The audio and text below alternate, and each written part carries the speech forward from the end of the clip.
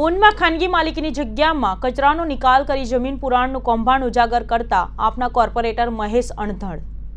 આમ આદમી પાર્ટીના કોર્પોરેટર મહેશભાઈ અણધડને બાતમી મળી હતી કે ઊનમાં ખાનગી માલિકની જગ્યામાં કચરાનો નિકાલ કરી જમીન પુરાણનું કૌભાંડ પૂરજોશમાં ચાલી રહ્યું છે. મહેશ અણધડે વધુમાં જણાવ્યું કે સુરત શહેરના ઊન વિસ્તારમાં આવેલ વિશાલનગર સોસાયટીમાં પાછળના ભાગમાં ખાનગી માલિકીની જગ્યામાં 100 ફીટ જેટલું ખોદાણ કરીને માટી વેચીને રોયલ્ટી ચોરીનું કૌભાંડ વર્ષો પહેલાં થયું છે.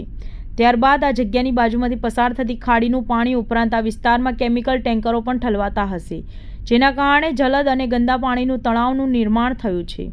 જે અંગે સ્થાનિકોની ફરિયાદ બાદ માલિકે આ જગ્યાની પુરાણ કરવા માટે ખજોદની ડિસ્પોઝેબલ સાઇટના કોન્ટ્રાક્ટ સાઇટ બારોબાર વહીવટ કરી કચરો આ જગ્યા પર નિકાલ કરતા ટ્રકો આવતા હતા, જેથી આ પુરાણ થાય. પરંતુ આ મામલો ઉજાગર થતાં આ ડિસ્પોઝેબલ વેસ્ટને સંતાડવા હાલમાં પાછું માટી પુરાણ કરવામાં આવી રહ્યું છે.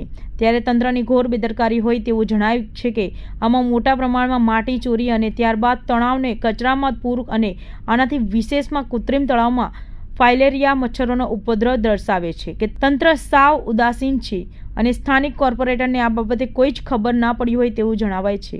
નમસ્કાર, હું મહેશભાઈ અણધડ, કોર્પોરેટર સુરત મહાનગરપાલિકા, આમ આદમી પાર્ટી. સુરત શહેરને સમગ્ર દેશની અંદર સ્વચ્છતાની અંદર પ્રથમ નંબર મળ્યો છે અને સાથે સાથે જે સુરતનું જે કચરાના નિકાલની વ્યવસ્થા છે એની અંદર પણ જે કેટેગરીઓ સ્માર્ટ સિટીની અંદર મળતી હોય છે એની અંદર પણ એમને એક સારામાં સારા માર્ક્સ મળ્યા છે. અને એ કચરાના નિકાલ માટે સુરત મહાનગરપાલિકા દર વર્ષે કરોડો રૂપિયાનો પ્રાઇવેટ ઇજારદારને કોન્ટ્રાક્ટ આપે છે. એમને એની પાછળ ખર્ચ કરવામાં આવે છે અને જનતા પાસેથી રૂપિયા લેવામાં આવે છે.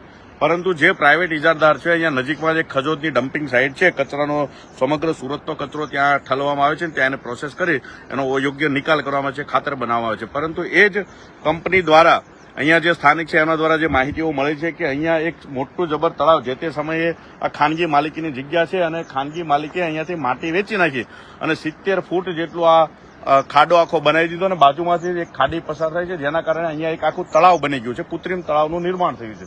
હવે આ કૃત્રિમ તળાવની અંદર જે ગંદકી થાય છે, જે મચ્છરોનો ઉપદ્રવ છે, ફાઇલેરિયા મચ્છરોને બધું જ અહીંયાની અંદર બહુ નજીકથી જોશો એટલે તમને દેખાતું હશે કે આટલી ભયંકર પરિસ્થિતિની અંદર અહીંયા આ મચ્છરોનો ઉપદ્રવ છે.